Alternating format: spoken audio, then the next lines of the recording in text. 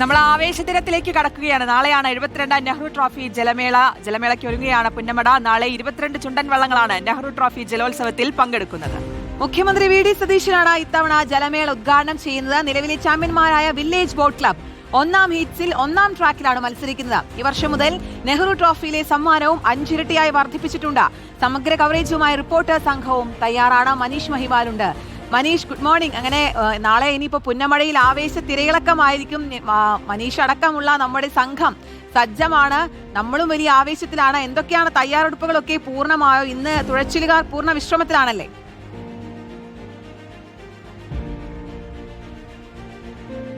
അതേ കീർത്തന, ഇന്ന് അവസാന ദിവസമായതുകൊണ്ട് തന്നെ ഇന്നലെ വൈകിട്ടോട് തന്നെ ക്ലബ്ബുകളിൽ പരിശീലനം അവസാനിപ്പിച്ചുകൊണ്ട് നിലവിൽ ക്ലബ്ബിൽ വിശ്രമിക്കുകയാണ് തുഴച്ചിലുകാർ. അങ്ങനെ നാളെ 72ാമത് നെഹ്റു ട്രോഫി വള്ളംകളിയിൽ 6 ജലരാജാക്കന്മാരാകുമെന്നത് അറിയാൻ കഴിയും. ഇത്തവണ 22 വള്ളങ്ങളുണ്ട്, അതായത് ചുണ്ടൻ വള്ളങ്ങളുണ്ട്. പക്ഷേ ഇത്തവണ 10 ചുണ്ടൻ വള്ളങ്ങളടക്കം കപ്പിന് വേണ്ടി മാത്രം വരുന്നു എന്ന പ്രത്യേകതയുണ്ട്. ഓരോ വള്ളംകളിയിലും മത്സരത്തിന്റെ ആവേശം കൂടുന്നുണ്ട്. പക്ഷേ ഇക്കുറി 10 വള്ളങ്ങൾ തന്നെ എത്തുന്നതുകൊണ്ട് വലിയ ആവേശം. പ്രത്യേകിച്ചും ഒരു ഹീറ്റ്സ് മത്സരത്തിൽ കഴിഞ്ഞ തവണ ചാമ്പ്യന്മാർക്ക് തൊട്ട് താഴെ നിന്ന് 2 ടീമുകൾ ഒരേപോലെ ഒരു ഹീറ്റ്സിൽ മത്സരിക്കുന്നു. പക്ഷേ മാനദണ്ഡം സമയമായതുകൊണ്ട് അത് മറ്റ് കാര്യങ്ങളിൽ പ്രശ്നമുണ്ടാകുകയില്ലെങ്കിലും ആ ഹീറ്റ്സിൽ തീപാറുമെന്ന് ഉറപ്പാണ്. അത് പുന്നമടയും പള്ളാത്തുരുത്തിയും ഒരു ഹീറ്റ്സിൽ മത്സരിക്കുന്നു എന്ന വലിയ പ്രത്യേകതയുണ്ട്.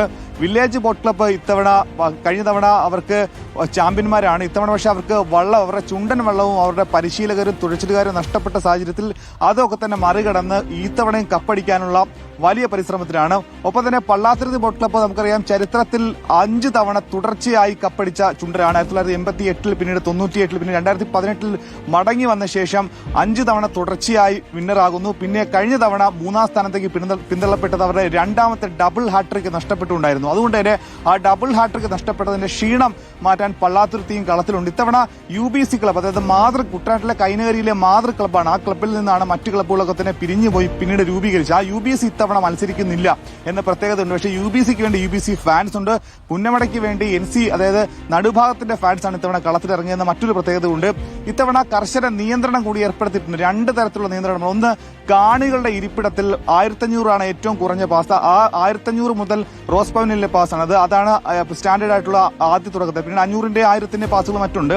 അങ്ങനെ 1500ന്റെ പാസിന്റെ അടക്കമുള്ള സ്ഥലങ്ങളിൽ ആളുകൾ നേരത്തെ വന്ന് ഇരുന്നു കൊണ്ട് സ്ഥലം മാറിക്കൊടുക്കുന്നില്ലെന്നുള്ള പരാതി കഴിഞ്ഞ തവണ ഉയർന്നത് വലിയ തർക്കത്തിലേക്കൊക്കെ തന്നെ പോയിരുന്നു. അതുകൊണ്ട് ഇത്തവണ അതിരാവിലെ മുതൽ തന്നെ പോലീസിന്റെ കർശനമായിട്ടുള്ള പരിശോധന ഉണ്ടാകുമെന്ന് അറിയുന്നു. ഒപ്പം തന്നെ ഈ മത്സരം നടക്കുമ്പോൾ 25%-ലധികം ഇതര സംസ്ഥാന തൊഴിലാളികൾ പങ്കെടുക്കുന്നത് വലിയ പരാതിയായിരുന്നു. കഴിഞ്ഞ തവണ UBC അങ്ങനെ വള്ളംകളി മത്സരത്തിൽ നിന്ന് മാറി നിൽക്കേണ്ട നിലയിലേക്ക് എത്തി. ഇത്തവണ അതിന്റെ പേരിൽ പള്ളാത്തുരുത്തി ക്ലബ്ബും ഒപ്പം തന്നെ പുന്നമടയിലെ നടുഭാഗം ഫാൻസ് ക്ലബ്ബും ഒക്കെ തന്നെ പരാതി നൽകിയിട്ടുണ്ട്. ആ പരാതിയുടെ പേരിൽ ഇത്തവണ കർശനമായിട്ടുള്ള പരിശോധന മത്സരത്തിന് മുൻപുണ്ടാകും. അതായത് ഒരു കളിവള്ളത്തിൽ 25%-ലധികം ആളുകൾ ഇതര സംസ്ഥാന തൊഴിലാളികളാണ് പങ്കെടുക്കുന്നതെങ്കിൽ ആ ടീമിനെ ഡിസ്ക്വാളിഫൈ ചെയ്യുന്ന രീതിയിലേക്ക് എത്തുന്നതാണ്. ഒപ്പം തന്നെ ഇത്തവണ 6 വിശിഷ്ടാതിഥിയായി എത്തുമെന്നുള്ള കാര്യത്തിൽ ഇന്നലെയാണ് അത് അനിശ്ചിതത്വത്തിനൊരു തീരുമാനമായത്.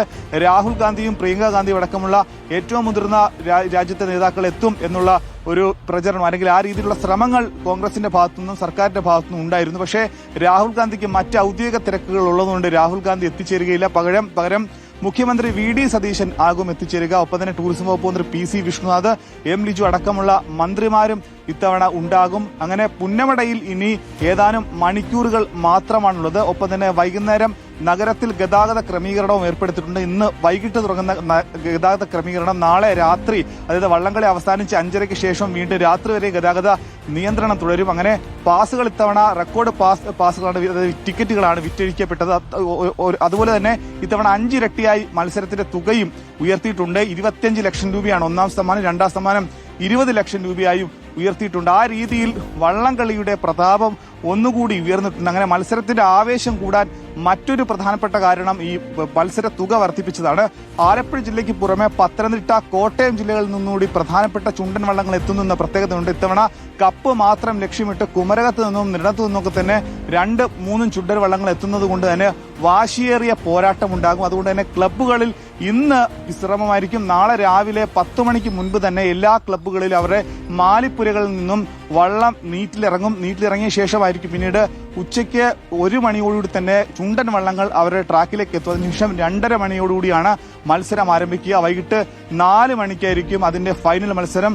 ആ 4 മണിക്ക് ശേഷം അറിയാൻ കഴിയും ഇത്തവണ 2026 72ാമത് നെഹ്റു ട്രോഫി വള്ളംകളിയിൽ ആരാകും ജലരാജാക്കന്മാരെന്ന്. കീർത്തന, എന്തായാലും വലിയ ആവേശത്തിലാണ് പുന്നമട എന്നുള്ളതാണ്. നമ്മളും സമഗ്ര കവറേജുമായി റിപ്പോർട്ടർ സംഘവും പുന്നമടയിൽ തയ്യാറാണ്. നാളെയാണ് 72ാമത് നെഹ്റു ട്രോഫി വള്ളംകളി. മനീഷ് മഹിബാലാണ് വാർത്തയുടെ വിശദാംശങ്ങൾ നൽകി.